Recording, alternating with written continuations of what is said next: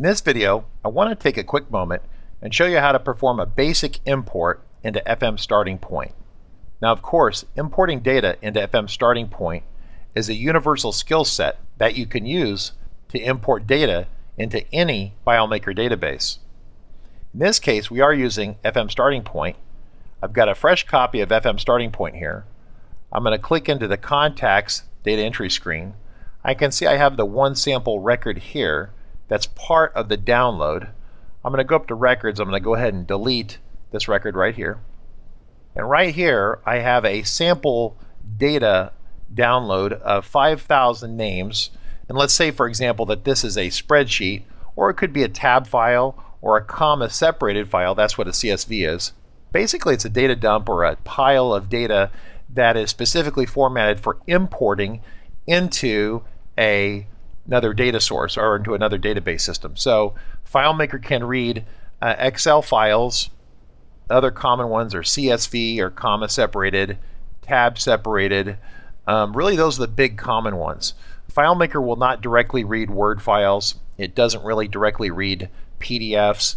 You really need to be outputting as tab files, comma delimited, which are these, Excel files, even maybe as a merge file. There's some other more exotic ones that are in here, but basically those are the common ones that you'll see. Now, to import, what you want to do is actually navigate to a layout first that you want to import into. That's one of the tricks to making this as simple as possible. I have a file of contacts right here. I know they're contacts because I've looked in here. I can actually double click this and open this up into Excel, and Excel will read this, and I can see that I actually have contact data in here. And you can look in here. This is all sample data. It's all arbitrary. In fact, there's even labels at the top if I want to organize that. But effectively, I have contact information in here. And so what I'm going to do is I want to import that into my contacts database because I don't want to have to manually key all this information in. So how do we do this? So I can click up here under File, and this works equally well under Macintosh and under Windows.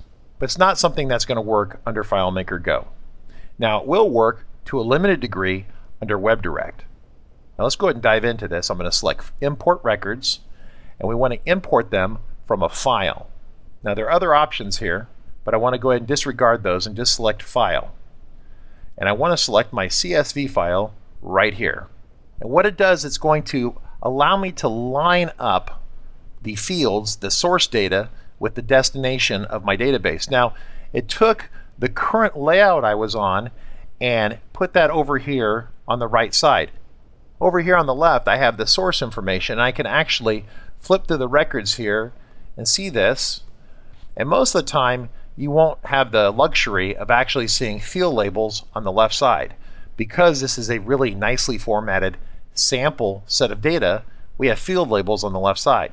Frequently, you'll just have something like this, and you'll have to go, oh, well, that's a first name and a last name, and that's an address, and you'll have to kind of guess, and you'll see two phone numbers, and you won't even really know which phone number that is, and that'll be kind of a hassle. You have to know, well, that's a phone, and that's a fax, and that might be a cell. So just keep that in mind. It might take a little detective work to figure that out. Of course, we know that that's phone and fax. So what we have to do now at this point, of course, is line things up. Now, we can't really move things around on the left side. What we can do is move things around on the right side. And so what we can do is we can actually click right here on these arrows right here, and I can grab and move like last name, first name to last name if I want. Now I'm going to move first name up one. So first name and last name have swap positions, and that works out pretty good. Now I have title right here, but title doesn't match company. In fact, I don't see title over here anywhere, so that's not going to work. Now primary street 1 is address 1, and so I look over here for address. And that does work right there, so that works. And then I look for phone 1, which would make sense.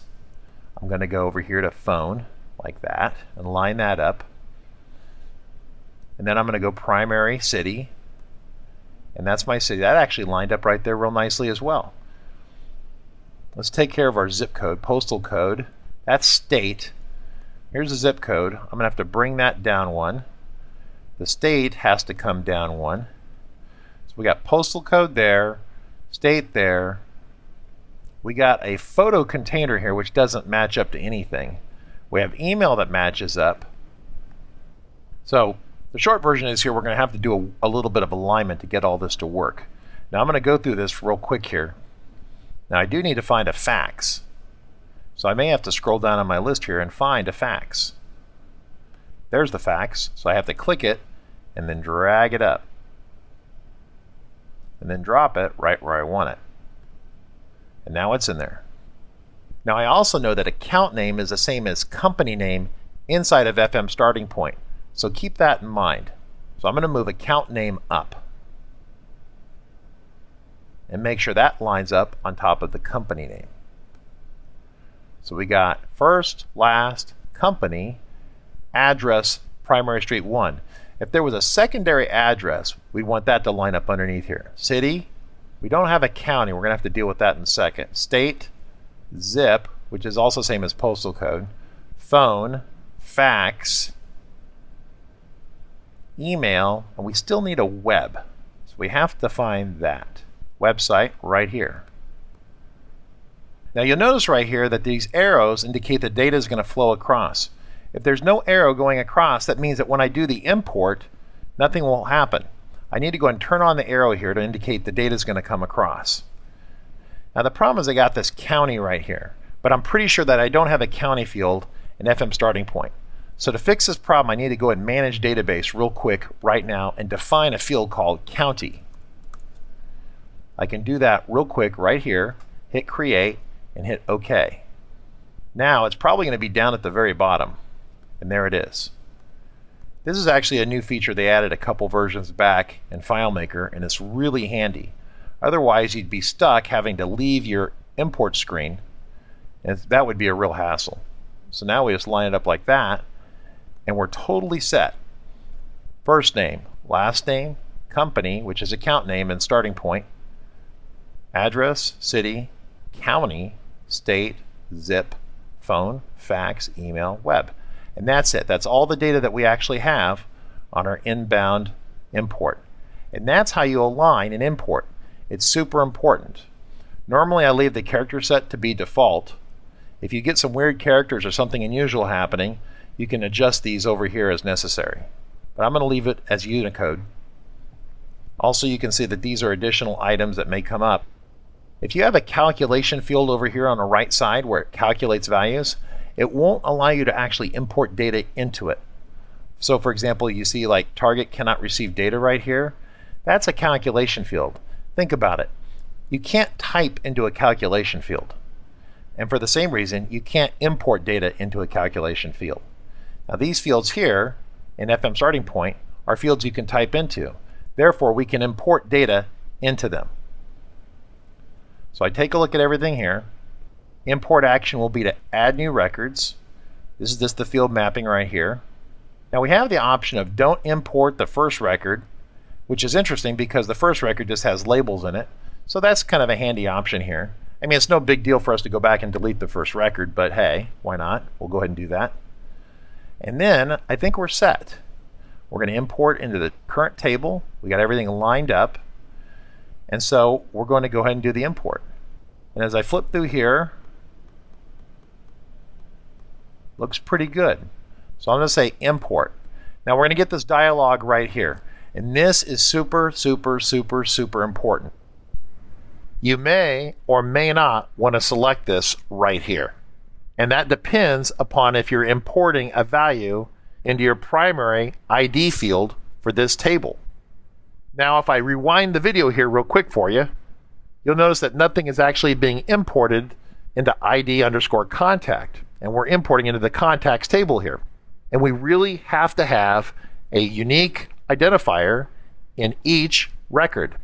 So in a situation where we're not importing into the ID contact field, I'm going to fast forward back here to where we see the dialog, you're going to want to go ahead and select the Perform Auto Enter options while importing.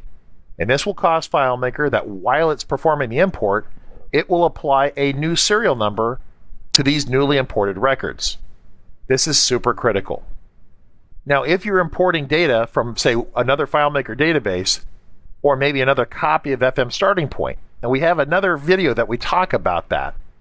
But if you're doing that, and you're importing from another ID field or another serial number field into ID_contact, you definitely don't want to check this checkbox here. You don't want FileMaker at this point overriding those serial numbers. You want to use those older serial numbers most likely. And here's the underlying critical point. Every record within the contacts table has to have its own unique ID number. So if you had 500 records that were already in here, and say we import this group of 5,000, this group of 5,000 cannot have any duplicate numbers, say with the previous existing 250.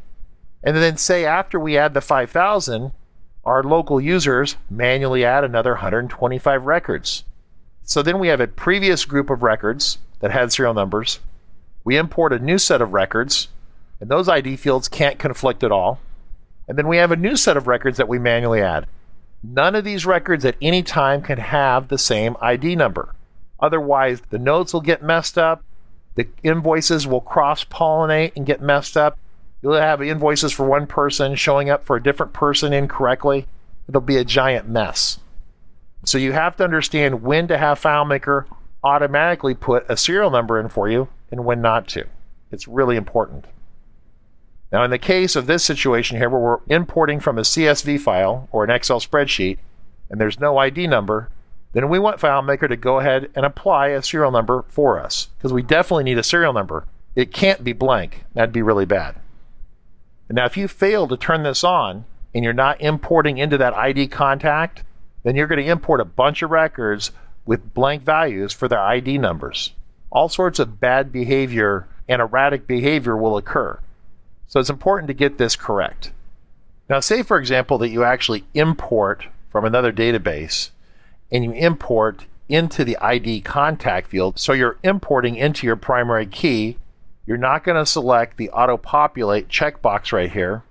Well, you're probably going to need to go into your field definitions in FM Starting Point, into the contacts table, find ID contacts, click the field, click options, and then adjust the next serial number that's created to make sure that the next serial number created is over and above that entire group of records that you imported. Remember, the numbers can't be the same. Now, if the numbers that you imported maybe start with a BXY, then 5001, something like that, but they all have some sort of alpha character in front, then you don't have to do this because those different alpha characters on the import keep that number or string of characters unique. But if the numbers overlap directly, you're going to need to go into your contacts table and adjust your ID contact serial number to make sure that the next number it creates is going to be higher than the last record in the database. Now, if you checked off the option up above to auto-create, like what we're doing in the CSV file, then FileMaker will update the ID contact serial number for us automatically. But if we don't have it checked and we're importing values into ID contacts, then FileMaker doesn't know what those values are or if we actually need to update that serial number. So we have to do it manually by going back into field definitions. So we wait a little bit as this runs. It's going to import about 5,000 records into FM Starting Point. Now my copy of FM Starting Point is local on my laptop. And once we get to the end, we get a dialog that gives us a summary. We see the total number of records that are added. If any records had any weird errors, they'll be skipped. And sometimes they'll still be added, but they'll be added with errors. So FileMaker has the option of skipping records under certain conditions due to validation issues, and you can get more into the manual if you want to know more about that. But it gives us a readout right here of what the summary was of the import. In this case, it was a fairly clean import. And I say OK. And as you can go through here, you can see that the information was added. Now what's important to note is right here is the serial number that was added for each person. It was added automatically. You notice they're sequential. This was very important that this was done. So just keep that in mind. So hopefully that gives you an idea of how to perform an import into a FileMaker database.